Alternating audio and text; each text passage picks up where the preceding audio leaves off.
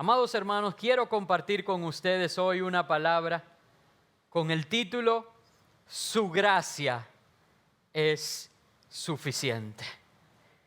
Su gracia es suficiente. Wow. Solamente escuchar eso ya bendice mi vida. Quiero que leamos en el libro de Éxodo, en el capítulo 1, versos 8 al 16. Éxodo 1, del 8 al 16. Y dice: entre tanto se levantó sobre Egipto un nuevo rey que no conocía a José. Y dijo a su pueblo: he aquí, el pueblo de los hijos de Israel es mayor y más fuerte que nosotros. Ahora, pues, seamos sabios para con él, para que no se multiplique y acontezca que viniendo guerra, él también se una a nuestros enemigos y pelee contra nosotros y se vaya de la tierra. Entonces pusieron sobre ellos comisarios de tributos que los molestasen con sus cargas.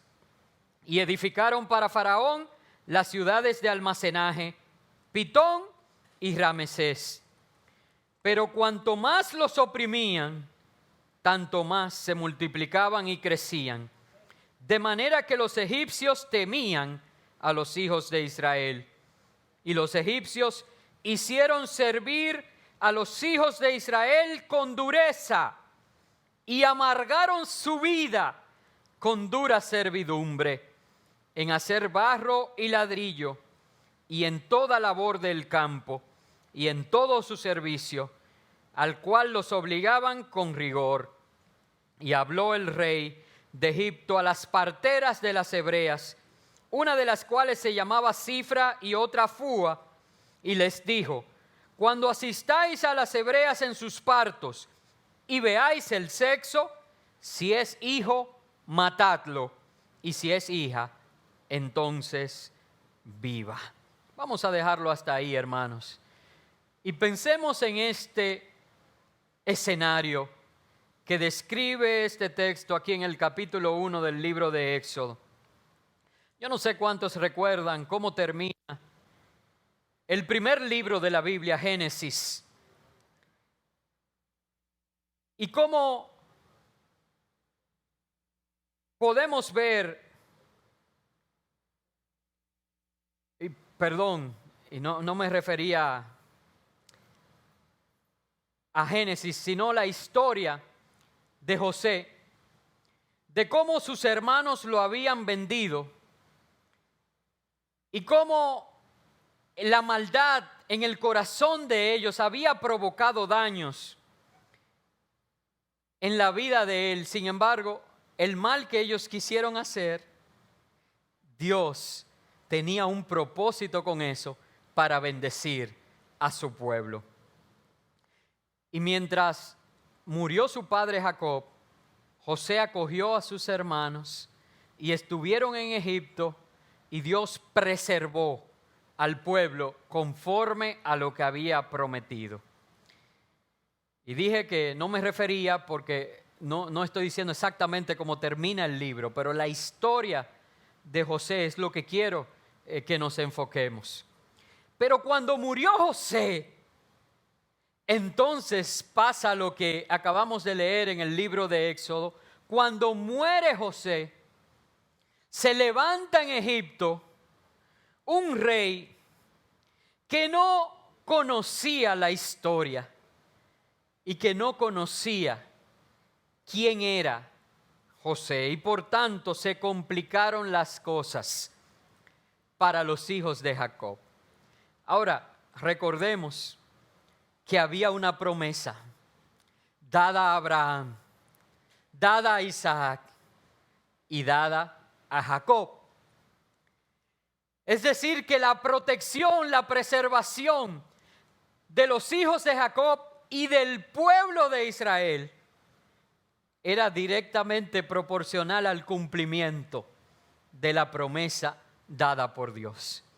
Y lo que Dios promete, Dios lo cumple. Pero este rey, este faraón, complicó las cosas para los hijos de Israel. Y yo quiero inmediatamente, porque quiero que este sea un mensaje que lo podamos aplicar a nuestras vidas, hacer un paralelo de esto que les acabo de compartir con tu vida y con mi vida. Porque hay espacios en nuestras vidas, hay momentos en los que vienen situaciones inesperadas que provocan que el lugar de nuestra felicidad se convierta en tierra de aflicción. ¿Están conmigo? Viene una situación inesperada. En este caso, fue la muerte de José. Mientras José estuvo vivo, vivían bien en Egipto. Muere José. ¿Quién es el culpable de que muera José? Bueno, le llegó el tiempo a José de morir. Muchas veces nosotros nos enfocamos en buscar un culpable, cuando deberíamos buscar el propósito de Dios en medio de toda situación, sea agradable o sea adversa. Vienen situaciones inesperadas y hacen que el lugar de nuestra felicidad se convierta en tierra de aflicción. Y yo quiero que leamos el verso 10 de una de las medidas que tomó Faraón en Nueva Traducción Viviente, para que veamos qué tan difícil se puso la cosa y qué tanto se complicó, porque lo que quiero es que tú analices en qué momento tu tierra de felicidad, el lugar donde te encontrabas en paz, de alguna manera ha pasado a ser tierra de aflicción. Dice el verso 10 en Nueva Traducción Viviente: por lo tanto, los egipcios esclavizaron a los israelitas y les pusieron capataces despiadados a fin de subyugarlos por medio de trabajos forzados. Y yo quiero resaltar algunos conceptos para que tú pienses en esto. Esclavizaron el primero de ellos. Hermanos, ¿cuántas cosas hoy en día nos hacen sentir esclavos? Y no me estoy refiriendo en el aspecto laboral solamente, aunque yo estoy seguro que para más de uno también, su lugar de trabajo, más que una tierra de felicidad, porque ahí deberíamos estar felices. Dios nos ha dado la oportunidad de producir el sustento para nuestra familia. Pero ¿para cuánto se habrá convertido en tierra de aflicción? Pero no solamente enfóquese en el aspecto laboral, en actitudes, en relaciones, aún ministeriales, que de alguna manera nos hacen sentir esclavos y esclavizados. En otro aspecto quiero resaltar que dice que pusieron al pueblo, porque una cosa es hacer el trabajo, pero pusieron capataces despiadados. Es decir, donde el interés no era la productividad, el interés no era que las cosas se hicieran, el interés era que sufrieran mientras lo hacían.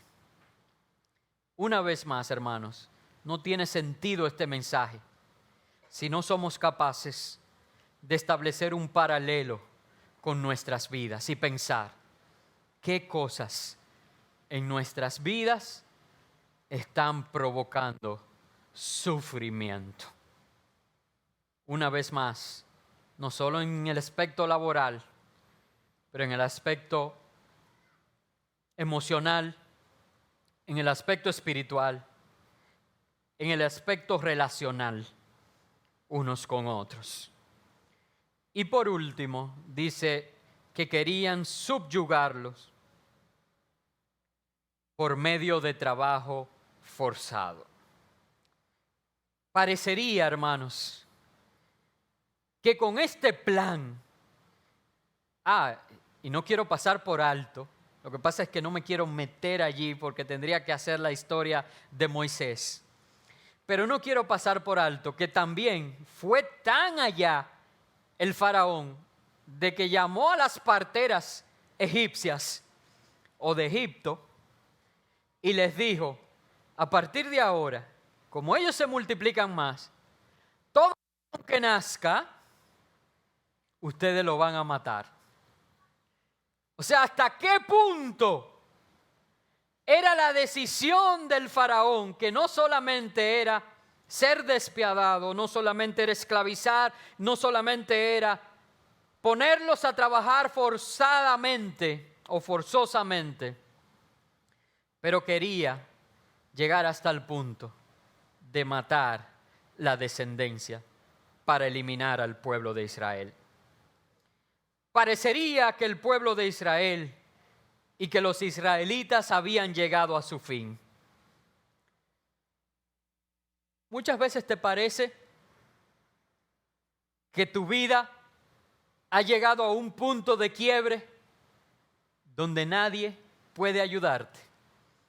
Que parecería que las promesas de Dios, porque si me vienen siguiendo, yo inicié diciendo que las promesas de Dios estaban conectadas a la preservación de este pueblo.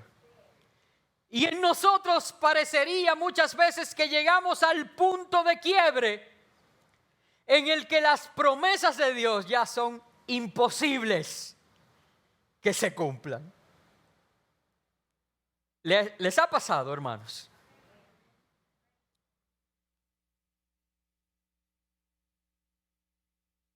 Pero Él no falta a su palabra.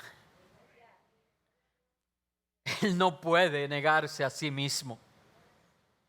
Él no es hombre para mentir, ni hijo de hombre para arrepentirse. Sus promesas son en Él sí y amén. Así que si Dios ha prometido algo, créelo, que así será. Él es el fiel y verdadero. Ese es su nombre. Fiel y verdadero. Y sucedía que en medio del dolor, hermanos, y si tú y yo aprendiésemos y orásemos para que esto sea una realidad en nuestras vidas. Porque yo no me puedo parar aquí a predicarte que no habrá dolor. Hay un evangelio que está lleno de padecimiento en mi Biblia.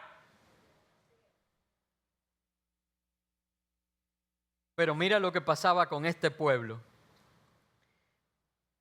En medio del dolor, crecían más, se multiplicaban y fructificaban. ¿Cuántos están dispuestos? Porque si yo digo, para que cuando todo vaya bien en tu vida, adoremos y sirvamos a Dios con alegría. Eso es como una expresión natural de gratitud. Usted puede estar lo más molesto que esté conmigo. Y si yo saco una papeleta de 2,000 y te digo, mira, te traje un regalo, se le dibuja una sonrisa. Yo recuerdo cuando Abril tenía 2 años, 2 añitos, su mamá salió del país y coincidió con un viaje mío también. Salimos los dos del país, ella a un lado y yo a otro.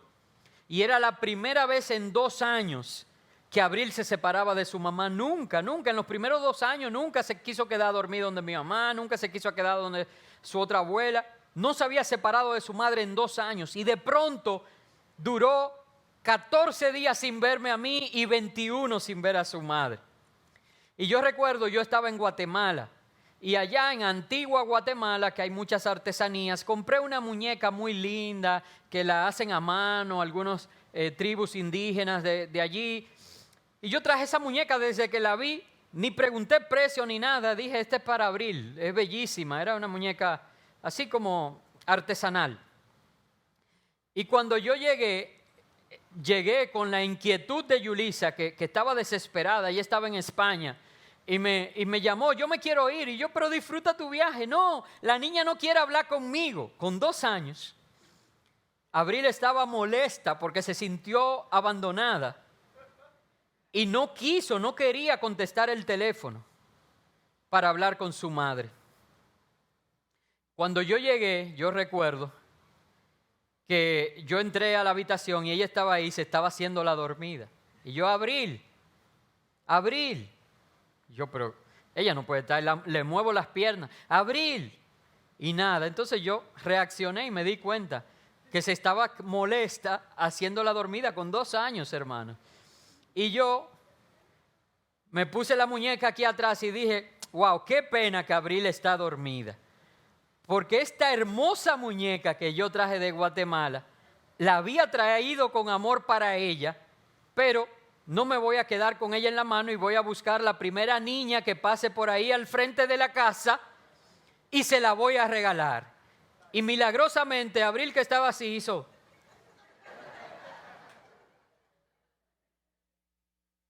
Abrió un ojo, me dijo hola y me hizo así para que le entregara su muñeca. Cuando todo está bien, es fácil reaccionar favorablemente con el otro. Y eso aplica en los propósitos de Dios. Ahora, ¿cuántos de nosotros estamos dispuestos a, en medio de circunstancias adversas, en medio del dolor, crecer, multiplicar y fructificar? Que el Señor nos ayude. Y es que a pesar de la maldad de los hermanos de José, había una promesa de Dios sobre Abraham, sobre Isaac y sobre Jacob. Y en medio de esa situación adversa, se derramaba su gracia sobre ellos. Y quiero tomarme un minuto. Wow, y el tiempo va avanzando, pero quiero tomarme un minuto aquí para explicar la diferencia entre misericordia y gracia. Porque muchas veces nosotros utilizamos estas palabras, pero aunque se parecieran en el concepto, explican cosas totalmente diferentes. La misericordia es no darnos lo que merecemos. Los hermanos de José, por el mal que habían hecho, dice la Biblia que la paga del pecado es muerte. Lo que merecían era morir, pero por la misericordia de Dios no recibieron lo que merecían, sino lo que Dios en su gracia. Y entonces, ¿qué es gracia? Gracia es darnos lo que no merecemos. Por ejemplo, usted y yo no merecemos salvación,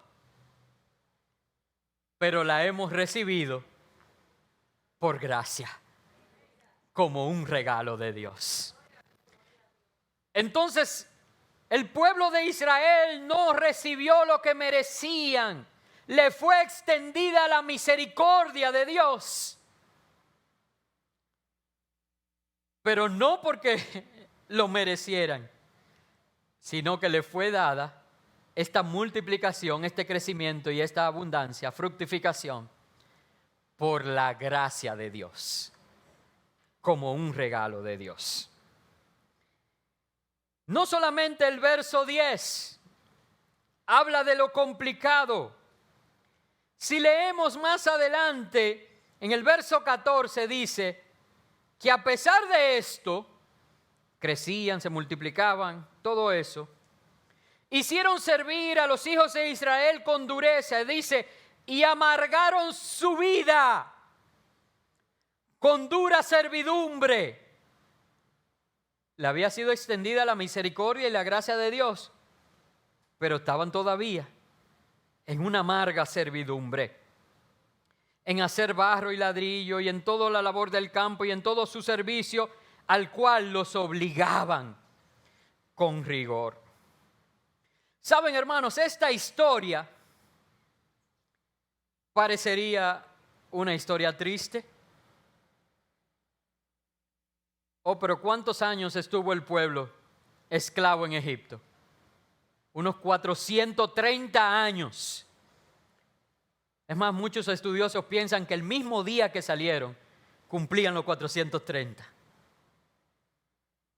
430 años.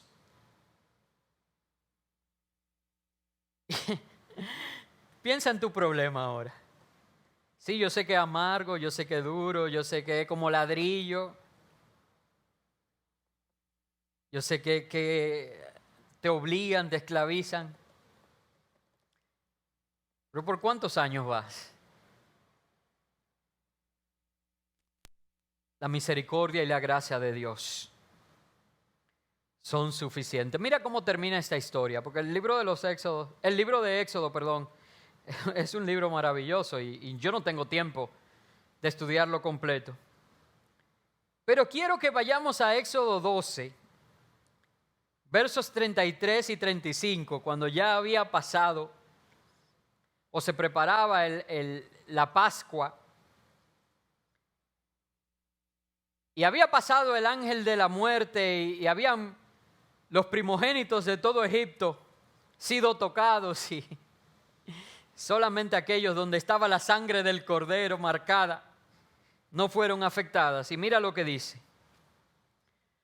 Y los egipcios, los mismos que tenían el corazón endurecido para no dejar salir al pueblo y que se cumpliera la promesa de ir a una tierra que Dios le había dado, apremiaban al pueblo, dándose prisa a echarlos de la tierra, porque decían, todos somos muertos. Y mira verso 34. Y llevó el pueblo su masa antes que se leudase, sus masas envueltas en sus sábanas sobre sus hombros. E hicieron los hijos de Israel conforme al mandamiento de Moisés, pidiendo de los egipcios alhajas de plata, de oro y vestidos. Verso 36. Y Jehová dio gracia al pueblo delante de los egipcios y le dieron cuanto pedían. Y así despojaron a los egipcios. ¡Qué maravilloso! Por 430 años habían sido amargados con dura servidumbre, habían sido esclavizados, habían sido forzados a trabajar duramente y sin tirar ni un tiro, ni una flecha, ni una lanza. Dice aquí que pidieron de los egipcios alhajas de plata, oro y vestidos. Y como Jehová dio gracia al pueblo delante de los egipcios, les dieron todo cuanto pedían y así despojaron a los egipcios. Hermanos, en medio de las circunstancias más difíciles, piensa en una circunstancia difícil de tu vida. En medio de las circunstancias más duras, en medio de las circunstancias más largas, 430 años. La manifestación de la gracia de Dios es suficiente para cambiar nuestro lamento en gozo. Saben, el tema de la gracia es muy extenso y yo quiero en los últimos 3 minutos terminar. Y de hecho es un tema que es fundamento de nuestra fe. Porque por gracia sois salvos, no por obra, para que nadie se gloríe. Y no es algo que yo quiera tratar superficialmente. Por eso no me voy a enfocar ahora en el tema de la gracia. Pero diciéndote que la gracia de Él es suficiente, la manifestación de la gracia de Dios es suficiente para cambiar las circunstancias más duras en gozo. Me quiero enfocar en el aspecto de que la gracia es todo lo que necesitas perseguir. Hermanos, porque su gracia manifestada en tu vida es suficiente. Pablo llegó a la siguiente conclusión en medio de sus procesos. En el verso 9, no puse la cita, pero es 1 Corintios. Dice, y me ha dicho, 2 Corintios 12:9. Gracias. Y me ha dicho, bástate mi gracia, porque mi poder se perfecciona en la debilidad. Una vez más, hagamos el paralelo, hermanos. Eso es todo lo que me interesa hoy. Piensa en tu vida. Piensa en tu situación. Piensa en eso que quieres que sea intervenido por Dios. Y escucha esto. Y me ha dicho, bástate mi gracia, porque mi poder se perfecciona en la debilidad. Por tanto, de buena gana me gloriaré más bien en mis debilidades, para que repose sobre mí el poder de Cristo. Por lo cual, por amor a Cristo me gozo en las debilidades, en afrentas, en necesidades, en persecuciones, en angustias, porque cuando soy débil, entonces soy fuerte. Hermano, yo no sé lo que estás atravesando en esta mañana, pero yo sí sé que su gracia es todo lo que necesitas, que su gracia es suficiente. Yo quiero que te pongas sobre tus pies